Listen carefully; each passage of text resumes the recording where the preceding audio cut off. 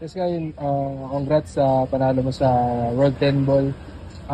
Una yung thoughts mo lang kasi dun sa social media post mo parang sinabi mo nga na parang past few tournaments parang nawawala ka ng gana and then ito dumating yung panalo na inaasa mo.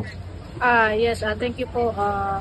Yes po, na ano po, may problems po ako, may anxiety. Simula po nung sa China, naramdaman ko din yung nga po na hindi ko mahanap yung redeem ko. Na inisip ko, hindi rin po ako makakatulog ng ayos.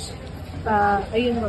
Saka hindi ko rin po expect na manalo po ako sa Bali Indonesia. Kaya ganun po kasi nangyari sa akin.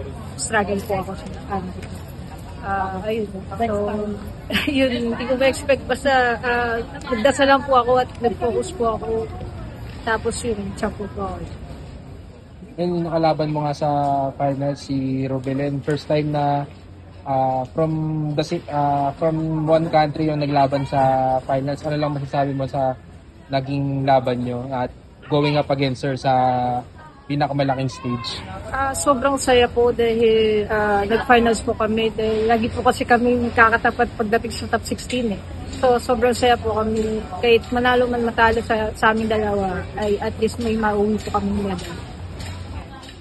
Gano'n yung bagay para sa iyo, Jessica? In terms of confidence mo, sabi mo nga, parang nagsa-struggle ka, but now looking forward, getting that crown back, kumbaga second time, parehas kayo ni Rubelin na two-time champions sa World 10 Ball. Gaano kalaking moral boost sa iyo na mas lumaban, lalo na marami pa tayong competition na parating?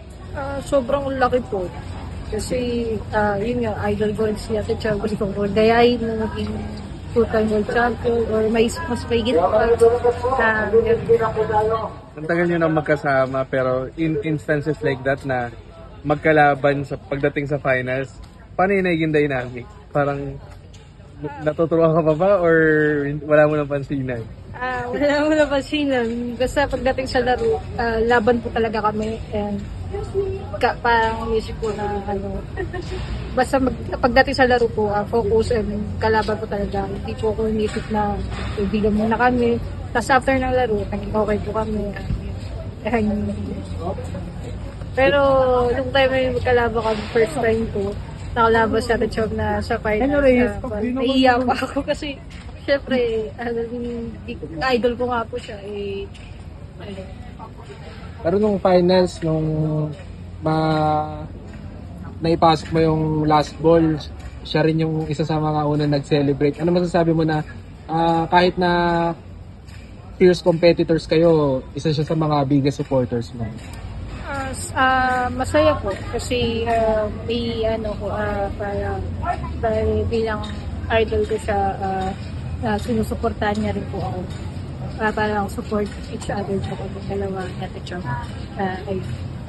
Para ate ko na po siya.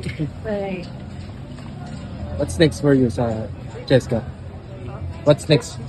Next ko po is World 9 Ball etong December po. Kaya sana po makakuha po natin.